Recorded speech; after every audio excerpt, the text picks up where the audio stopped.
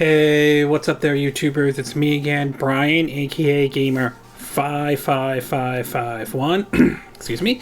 And I am back with a video review. And for this review, we're going to look at the Nintendo eShop release of Double Dragon Neo, Wayforward's take on the classic Double Dragon game for the Nintendo Switch. Game is also available, and I believe was originally released on the PS3, Xbox 360, and PC via Steam, and I believe it's also available on the Xbox Game Pass. And if you're interested in any gameplay footage, I'll have a link down in the description down below, or you can click on the card that will appear up on this video though.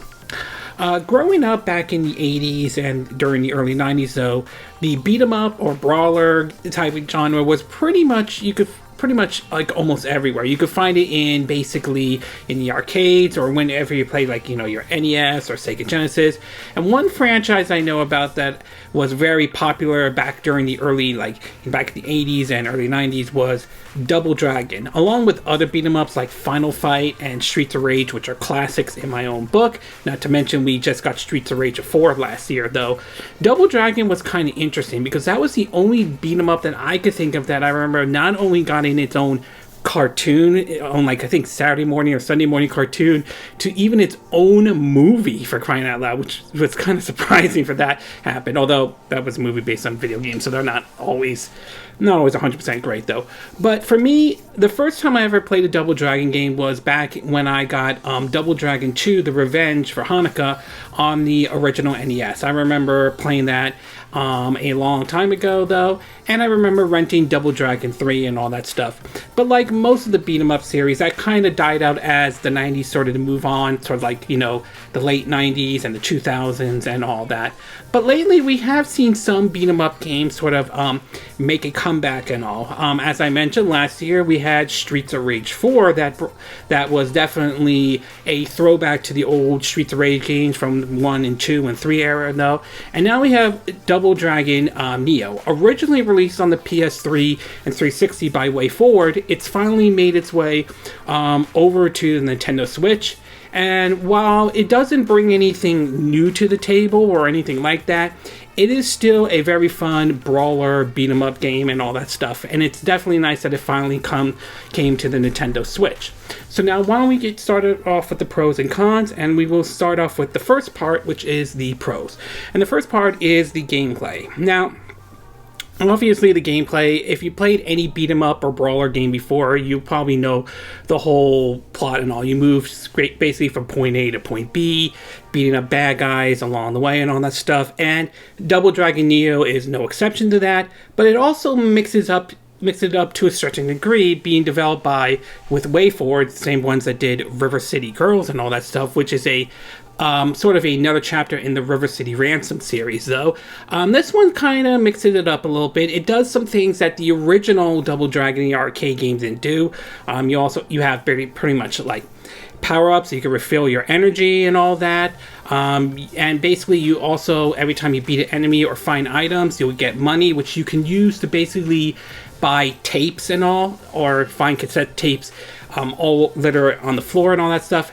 You can use these to sort of upgrade, ranging from like your stats to like special moves and so forth.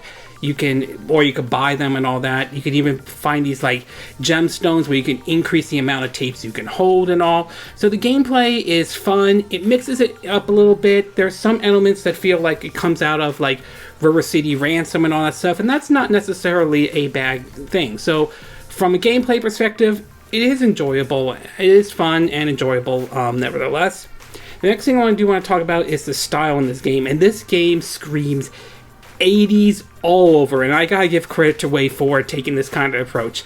Everything about it, from the colors to how the enemies and the look in the game to right down to the music though, this basically feels like a throwback to the 1980s and all that stuff, and that definitely adds a bit of a style to the game that I think is really neat, especially the music though. To me, level 2, and I say it's level 2, I like the sound, I like the music from that level. I don't know why, but just for some reason I do. Even though none of these songs were ever available, even though none of these songs were around during the 80s though, it feels like something ripped out of the 1980s though. So I love the style, from the art style to the music in the game. It it looks really good. And like I said, hats off to Wayforward to taking a 80s approach to the style of the game. And last but not least is the 3D though.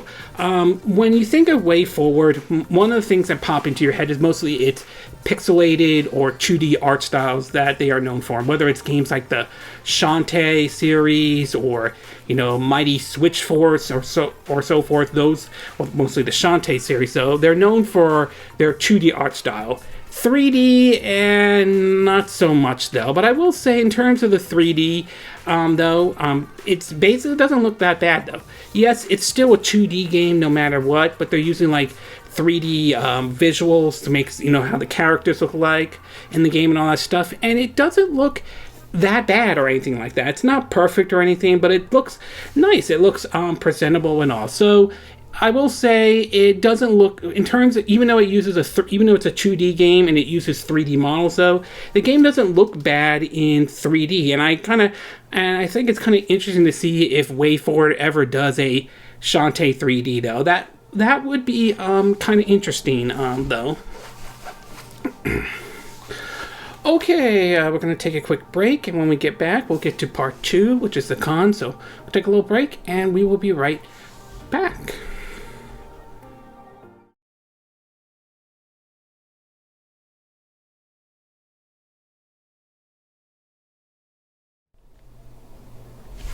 Okay, and we are back with part 2 of our video review of the Nintendo eShop release of Double Dragon Neo for the Nintendo Switch. As I mentioned before, the game originally was released on the PS3, Xbox 360, PC, and Steam, and I also believe, if I've said this before, it's also, I believe, also available on the Xbox Game Pass.